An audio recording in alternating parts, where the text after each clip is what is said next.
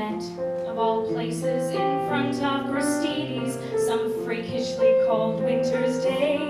I had on several unflattering layers of wool. He slipped on the ice with his grocery bags full, so I rescued some Fruit Loops he dropped by the curb, and he made some remark that my smile was superb. I thought that was sweet and I started to go, when he said, "Hey, what you doing tomorrow? Because I'll be here on the corner of Bleecker and Mercer tomorrow at 7. If you want to meet up, I'll be waiting right here. And in case there are two fellas waiting for you, my name's John." He waved and then he was gone.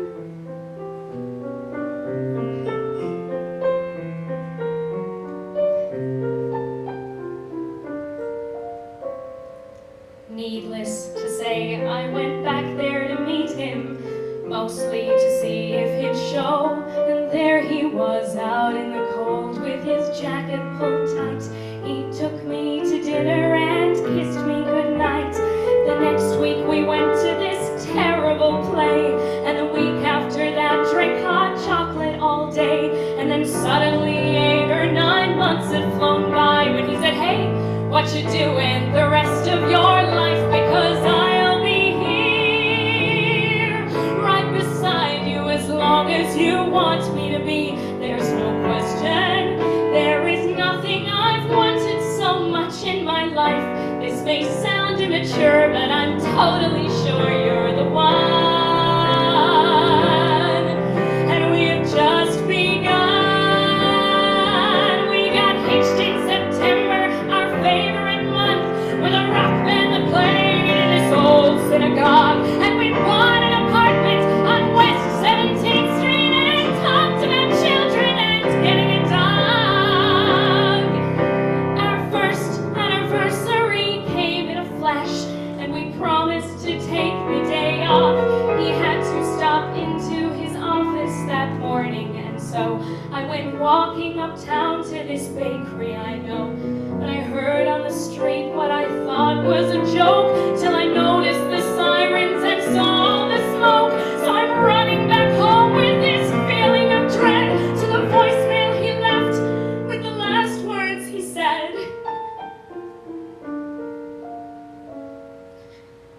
"I'm sorry, I don't mean to ruin your evening by bringing up all of this stuff.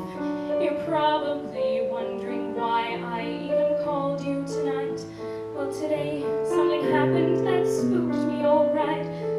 I discovered his Fruit Loops still there on the shelf, and I cried, and I couldn't get hold of myself, when as sure as I breathe, I heard John clear as day, saying, 'Hey, you're allowed to move on. It's okay, because I'll be here.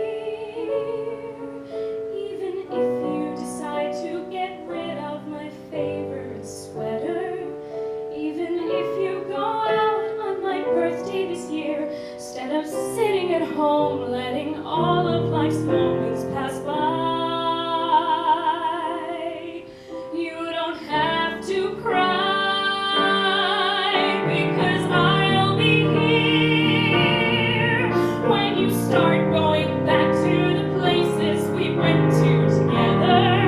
When you take off my ring and you let yourself smile. When you meet someone patient and handsome and true. When he says that he wants to be married to you. When you call him one night and he meets you downtown, and you finally answer him yes. Yes, Jason, I will marry you. I will give you my heart.